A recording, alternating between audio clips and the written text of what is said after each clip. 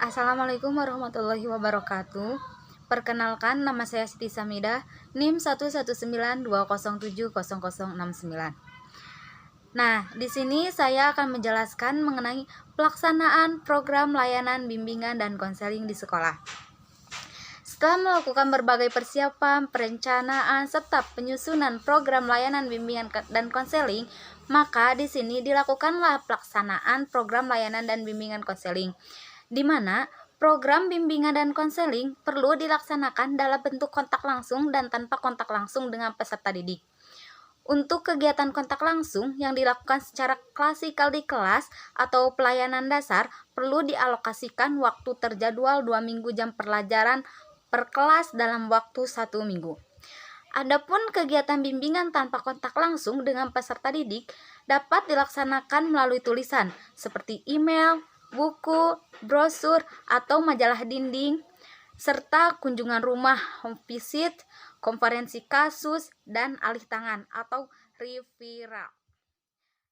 Dalam menindaklanjuti program dan sekaligus mengatasi masalah belajar siswa, sekolah melaksanakan program layanan bimbingan didahului dengan beberapa kegiatan, seperti pengamatan, baik secara langsung dengan ikut serta saat KBM maupun tidak langsung dengan bertindak seperti penonton sambil mencatat peristiwa yang terjadi, maupun dengan cara wawancara dengan siswa yang bersangkutan atau di sekelilingnya, atau dengan cara pengumpulan data yang disusun secara sistematis, yang mana guru BK dapat membuat suatu susunan bentuk data yang di dalamnya termuat data isian siswa mengenai nama, tempat tanggal lahir, agama, jumlah saudara, pekerjaan ayah dan ibu, serta alamat rumah, dengan tidak lupa jenis masalah yang dihadapi, seperti kita bisa menyantumkannya. Pertama, mengapa kurangnya motivasi untuk mengikuti kegiatan pelajaran sehingga hasil penelusurannya seperti apa, lalu bagaimana minat belajar di bidang studi kalian, lalu bagaimana kerjasama dengan teman, mengapa siswa tidak memahami konsep, bagaimana anggapan mengenai bidang studi yang dianggap sulit, dan lain sebagainya. Lalu, setelah melakukan pengamatan, wawancara, dan pengumpulan data, maka dilakukanlah pelaksanaan usaha bimbingan belajar, yang mana yang pertama, guru memberi motivasi dan bimbingan secara khusus kepada siswa dengan membangkitkan semangat belajar. Yang kedua, guru menghimbau kepada siswa untuk saling membantu teman yang belum dapat menguasai pelajaran. Yang ketiga, guru menambah jam pelajaran di luar sekolah, baik itu ketika setengah jam sebelum pelajaran dimulai atau dengan menambahkan 1 jam pelajaran setelah jam sekolah selesai dilaksanakan. Lalu yang keempat, pada waktu jam pelajaran, guru mengulang dan mengingatkan kembali konsep awal kelas rendah sebagai cara untuk mempermudah siswa dalam memahami suatu materi pembelajaran. Nah, lalu guru menggunakan teknik permainan yang relevan dengan materi yang disampaikan untuk meminimalisir kebosanan dan kesulitan pada bidang studi yang dikiranya dianggap sulit bagi siswa. Dan yang keenam, yang terakhir, itu guru memberi latihan soal yang bervariasi untuk dikerjakan siswa sebagai bahan latihan siswa di rumah untuk meningkatkan kualitas pembelajaran siswa. Nah, setelah dilakukan pelaksanaan program bimbingan belajar, kemudian dilakukanlah evaluasi atas bimbingan yang diberikan, yang mana dalam evaluasi bimbingan yang diberikan berhasil, kurang berhasil, atau tidak berhasil sama sekali dilihat dari perubahan sikap belajar dan hasil dari proses belajar. Nah, evaluasi yang dilakukan melalui sistem ulangan pada bidang studi yang menjadi penyebab kurangnya motivasi belajar siswa. Nah, dalam memperjelas pelaksanaan program layanan bimbingan, di dalam buku bimbingan dan penyuluhan karya Haji Muhammad Umar dan Sartono menguraikan sebagai berikut. Yang pertama, yaitu melaksanakan identifikasi kasus.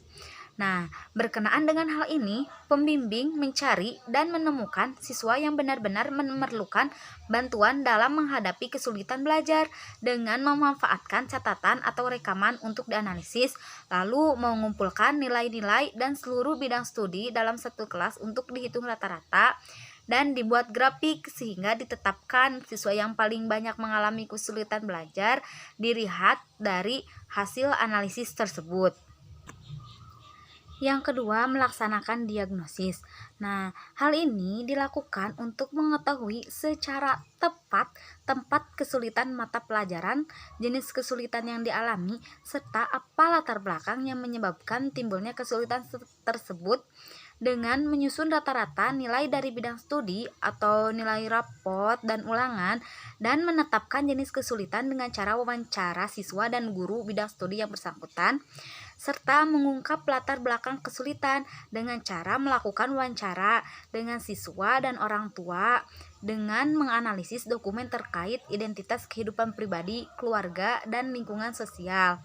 Nah, kemudian yang ketiga yaitu melaksanakan prognosis.